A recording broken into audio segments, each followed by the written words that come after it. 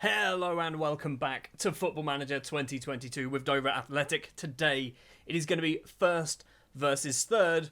Unfortunately, we are the team in third. So the Vanarama South looks a little bit like this at the moment. Havant Waterlooville currently top the table. They've just won a match 5-0. We are currently in third, 2 points behind league leaders. Also joint on points with Dulwich Hamlet and Truro.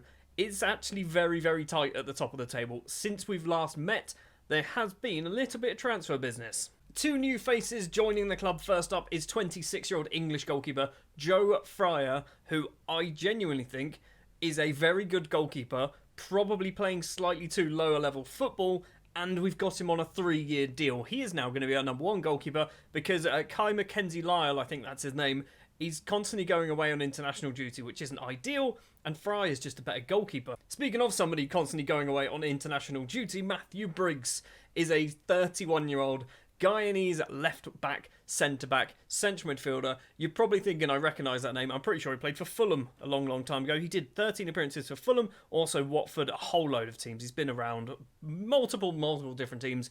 Brought him in because I said in the last episode we've only got one left-back. Matthew Briggs makes that too. And since we met in the last episode, we've kind of had a bit of an up and down time. We have been knocked out of the FA Cup at the third qualifying round against Beaconsfield. Yes, a team who are non-league, lower than us. We lost in the 90th minute. We beat Slough. We lost against Ebbsfleet. We drew with Maidenhead and Bath. We beat Chippenham. You can see, if you actually pay attention to when we conceded our goals, 94th minute against Bath, Beaconsfield, 90th minute, Maidenhead, 93rd minute. There's a theme here. 81st minute against Ebbsfleet. We concede late goals. We did score a late goal against Chichester. The starting lineup for the top of the table clash against Havant Waterlooville. We are away from home. We are sticking with the 5-2-3. It's going to be Joe Fry in goal, Sendles White, Zach Orr and Lewis Payne at the back. TJ Bramble and Tyler Garrett as the wing-back. Zach Brown, Jack Spong, Don Ballard, Jamal Loza and Rob Street as our goal threats in this one.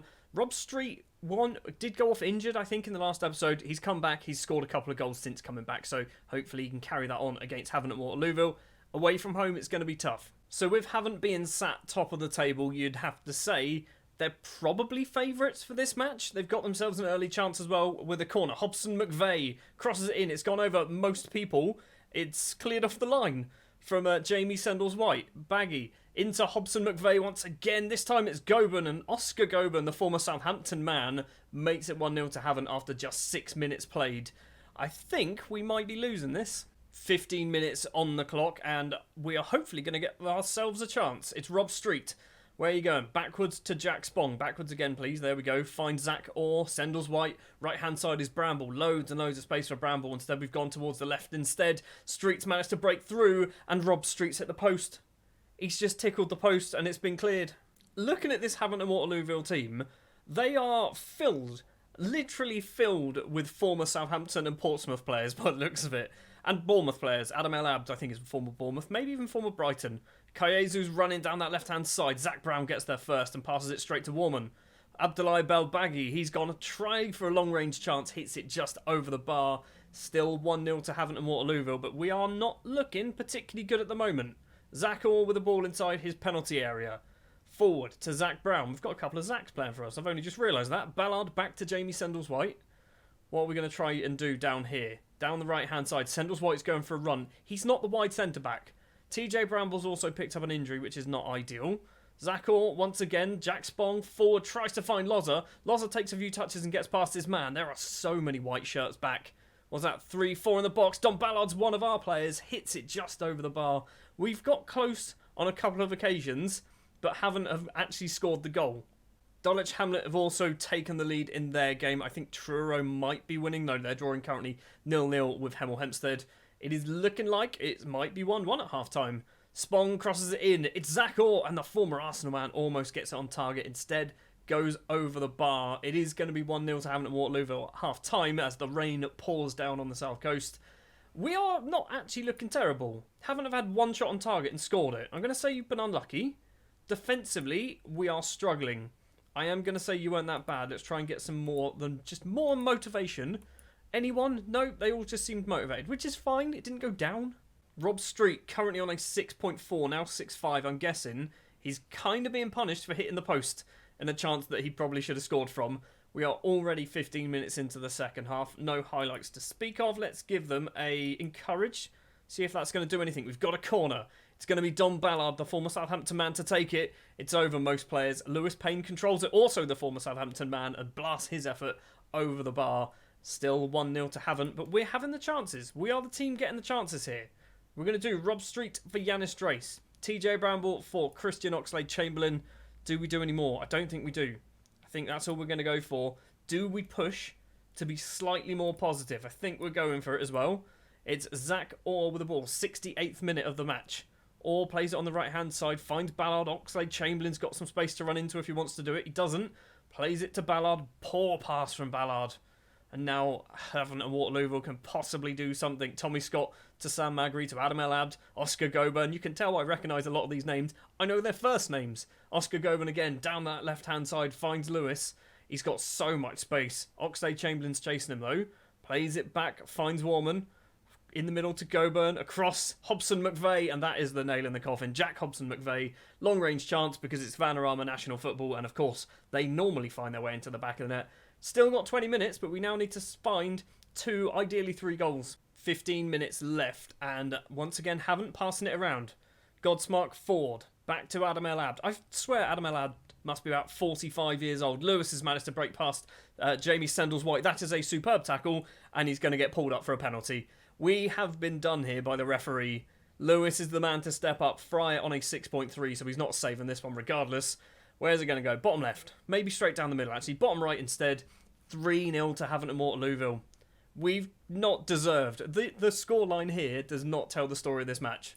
They've had 3 shots on target and scored all of them. The full-time whistle goes. 17 shots, 6 on target, an XG of 1.05, no goals, 10 shots, 3 on target, 3 goals. Sometimes we can't buy a win, can we?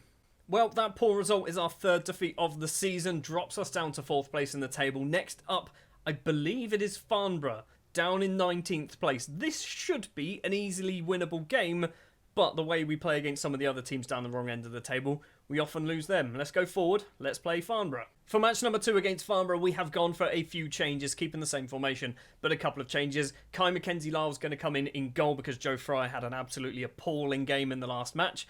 Goodman comes in for Sendles-White, who also wasn't very good. Orr and Payne keep their place in defence. TJ Bramble and Tyler Garrett as the wing-backs. Jack Spong and Teddy Davey is going to be the man to move into midfield today. Spong's moved over to the Borna midfielder.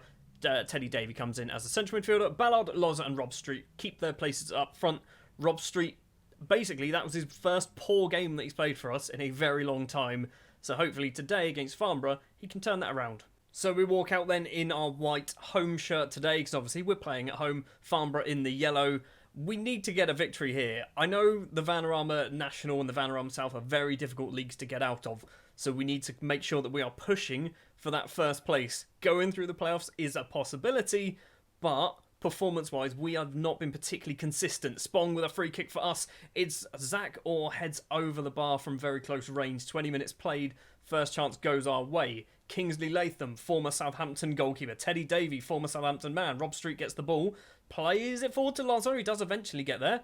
No support at the moment. Needs to go backwards. Tyler Garrett crosses it in. It's Don Ballard, and Ballard's hit the bar. And Powell can clear the ball. We've got very close in 2 very, very quick succession highlights. 35 minutes on the clock. We've had 8 shots. 8 shots we've had. Not a single one on target at the moment. We've almost got an XG of 1.0. XG's a lie, isn't it? It's already half-time here. How have we not scored a goal? We have had 8 chances. We must be better in front of goal. Who's even having the shots?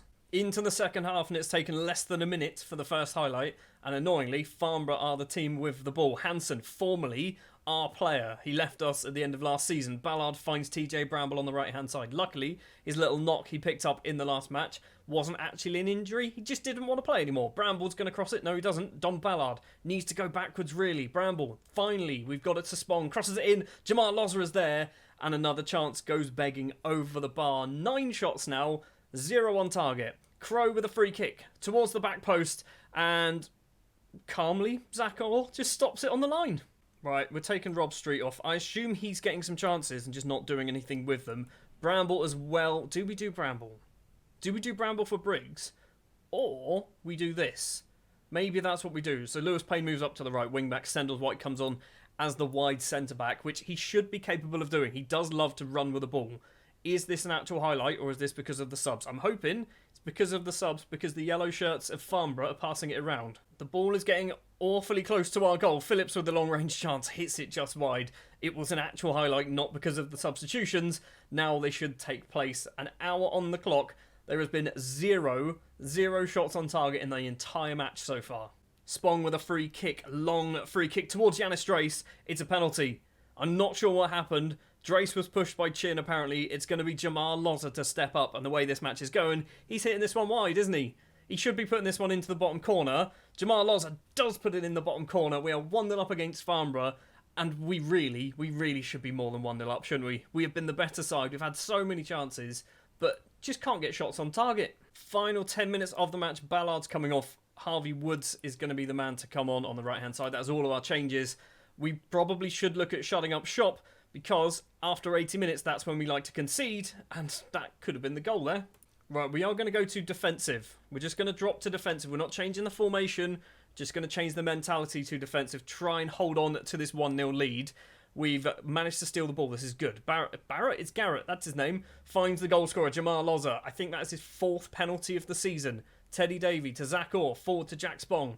Now Harvey Woods, right-hand side is Bramble. Woods is going to go for himself a long-range chance, and it's well over the bar. 4 minutes of normal time to play, plus any injury time. Let's just hold on. This is going to push us back up into 3rd place in the table. If we can just hold on, and there we go. That took a long time. 1 shot on target out of 19.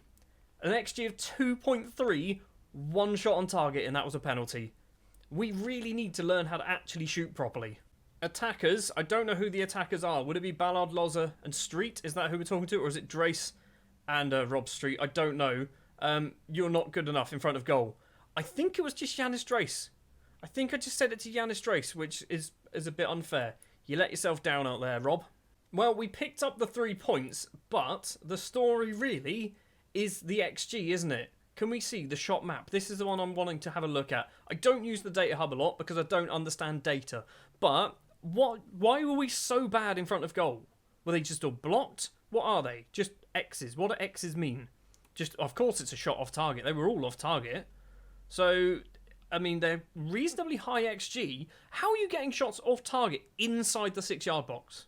What is going on there? 9 of them were headers. Maybe that's the problem. I would love to be able to see those 9 chances that were all headers, because I don't know whether they were coming from crosses, corners or whatever, but we're clearly not good at heading. That is going to do it for this episode. Next episode, we're probably not going to go too far. It is going to be Truro at home and then bottom of the table Hornchurch. So at least we should be seeing 1 victory, ideally 2. I say that as we've just beaten, 17th place Farnborough 1-0 thanks to a penalty. Thank you very much for watching this episode. If you did enjoy, do please remember to leave a like. Hit the subscribe button as well if you are new to the channel. And I'll be back with more Dover Athletic, Truro and Hornchurch. We need to win them both. Thanks for watching.